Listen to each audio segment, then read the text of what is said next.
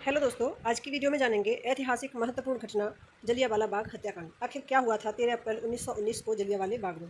जलियांवाला बाग जो है वह पंजाब के अमृतसर शहर में स्थित है, जो कि हरमंदिर साहिब जो स्वर्ण मंदिर है उससे 500 मीटर की दूरी पर है। 13 अप्रैल 1919 को जनरल डायर के द्वारा निहत्थे लोगों पर गोलियाँ बरसाई गईं। आखिर इसकी शुरुआत कैसे हुई वो सब हम इस वीडियो में जानेंगे। रोलर एक्ट के विरोध में यहाँ एक सभा हुई थी और उस सभा पर जनरल डायर ने गोलियां चलवा दी। इसमें 400 से अधिक लोग मारे गए थे, जबकि 2000 से अधिक लोग घायल हुए थे। तो ये जलियांवाला बाग में जाने के लिए एकमात्र रास्ता है, जो कि एक सकरी गली है। इसी से जाते हैं और इसी से बाहर आते हैं। इसकी शुरुआत कैसे हुई थी, जलियांवाला बाग की शुरुआत कैसे हुई, बाग में हत्याकांड जो हुआ उसको देखते हैं। तो 20वीं सदी की शुरुआत में जब अंग्रेजों के द्वारा राष्ट्रीय आंदोलन को रोकने के लिए एक रोलेट एक्ट नाम का एक अधिनियम लाया गया। इस अधिनियम को काला कानून भी कहा गया, क्योंकि इस अधिनियम के द्वारा हमारे देश के जो राष्ट्रवादी नेता थे, जो लोगों को जागरूक कर रहे थे आज़ादी के लिए, वो अंग्रेजों को रास नहीं आ रहे थे। तो अंग्रेजों ने ये रोलेट एक्ट लाया और इसका मतलब था नो अपील, नो दलील, नो वकील। इसके द्वारा वो सिर्फ जो राष्ट्रवादी नेता थे उनको ज़बरदस्ती पकड़ पकड़ के जेल में डाल रहे थे। इससे क्या हुआ कि लोगों को उस टाइम पर उन्होंने दो जो राष्ट्रवादी नेता थे, डॉक्टर सैफुद्दीन किचलू और डॉक्टर सत्यपाल मलिक, उन दोनों को जेल में डाल दिया। लोगों में आक्रोश बढ़ गया, भारत में, पूरे भारत में उन लोगों के लिए आक्रोश बढ़ गया कि ऐसा क्यों कर रहे हैं, कि हमारे नेताओं को ऐसे क्यों डाल रहे हैं। तो लोगों में आक्रोश बढ़ गया, वो पूरे देश में उस चीज़ के लिए विरोध होने लगा।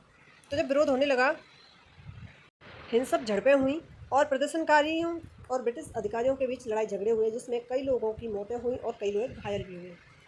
तो जलियांवाला बाग जो है उसमें सत्यपाल और डॉक्टर किचलू जो थे, उनके गिरफ्तारी के विरोध में एक सभा करने वाले थे, शांत सभा। उसके लिए लोग वहाँ इकट्ठा हुए थे। साथ ही साथ उस दिन वैसाखी का दिन था। पंजाब में वैसाखी का दिन जो है वह सबसे पवित्र दिन माना जाता है। वो तो उस जगह मेला लगता है, हरमंदिर साहिब भी लोग घूमने आते हैं और इस बाग में मेला लगता है।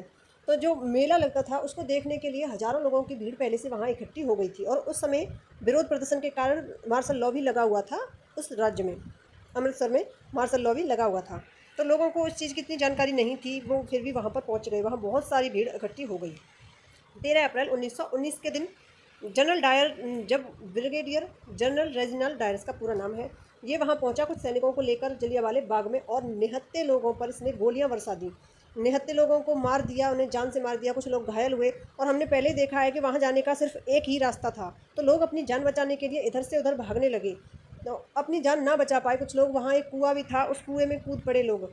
फिर भी बहुत सारे लोग मारे गए और जान उनकी ना बच सकी, बहुत सारे घायल हो गए। तो उसमें आप इस फोटो में देख सकते हैं, ये कुआं था जो कि भर गया था लोगों से। और इस तरह जाके लोगों ने, अंग्रेजों ने उन पर गोलियां बरसाई, निहत्थे लोगों पर खूब वार किए। कम से कम 10 मिनट तक गोलियां ऐसे ही चलती रहीं। इस घटना के बाद लोगों ने बहुत गुस्सा दिखाया। उसके बाद ब्रिटिश सरकार ने घटना की जांच के लिए एक कमीशन बनाया, हंटर कमीशन। हंटर कमीशन में क्या कहा गया, उन्होंने बस इतना कह दिया कि हंटर कमीशन में ये कह दिया गया कि जनरल डायर ने जो कार्य किया है वह अमानवीय है और अत्यधिक है। इसके रूप में बस उन्होंने उसे सेवानिवृत्त कर दिया गया। लेकिन इसके बावजूद भी डायर को ब्रिटिश साम्राज्यवादियों द्वारा एक नायक बनाया गया और उसके सम्मान में कोष भी जुटाई गई। इसके बाद भारतीय आंदोलन पर क्या असर हुआ, तो इसके बाद भारतीय स्वतंत्रता जो आंदोलन था उस पर क्या असर पड़ा। ये एक टर्निंग पॉइंट रहा भारतीय इतिहास में स्वतंत्रता के लिए। महात्मा गांधी, इसके विरोध प्रदर्शन में कुछ लोगों ने इसकी निंदा की, और रविन्द्रनाथ टैगोर जो हैं उन्होंने इसके विरोध में अपनी नाइटहुड की उपाधि है वो त्याग दी। महात्मा गांधी के द्वारा 1920 में असहयोग आंदोलन शुरू किया गया और ब्रिटिश शासन से पूर्ण स्वतंत्रता की मांग और तेज हो गई। तो इस घटना के बाद भारतीयों के बीच एकता की भावना और ज़्यादा बढ़ गई। इस घटना के सबसे ज़्यादा एक हमारे राष्ट्रवादी नेता रहे हैं ऊधम सिंह, वो इस घटना से ही जुड़े हुए हैं। तो उनके बारे में भी हम थोड़ा और जान लेते हैं।